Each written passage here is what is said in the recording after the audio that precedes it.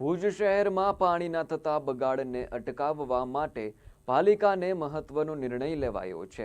હવેથી પાલિકા દ્વારા પાણીના બગાડ કરનાર લોકો સામે કાર્યવાહી કરવામાં આવશે।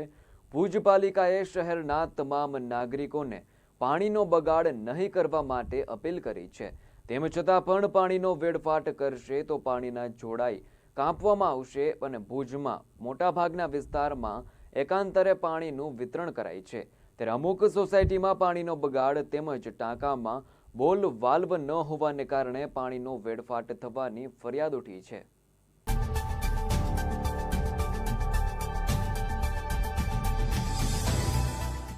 ખાસ કરીને ભુજ નગરપાલિકા દ્વારા અને ભુજ શહેર માટે ઘણી જગ્યાએથી ફરિયાદો આવતી હોય છે કે ભાઈ પાણીનો બગાડ થતો હોય છે। વોર્ડ નંબર 1થી કરીને 11 વોર્ડની અંદર એટલે પાણી વ્યવસ્થામાં પણ હાલ ઘણો સુધારો છે।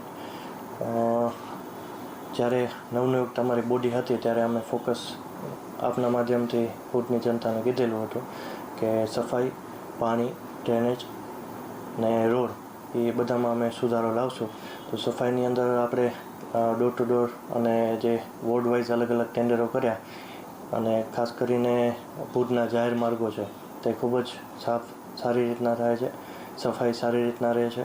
ત્યારબાદ પાણી માટે આપણે આવતીકાલે નિર્ણય લીધેલો હતો કે જે વિસ્તારની અંદર, જે શેરીની અંદર, જે વોર્ડની અંદર ખૂબ જ પાણીનો જે બગાડ થતો હોય છે તે અટકાવવા માટે થઈ અને એક કડક ડિસિઝન સમગ્ર બોડીએ લીધેલું છે કે બોલવાલ નાખવામાં આવશે। બોલવાલ જો નહીં નાખે તો કનેક્શન કટ કરવામાં આવશે અને પાણીનો બગાડ જો કરશે તો પણ કનેક્શન કટ કરવામાં આવશે।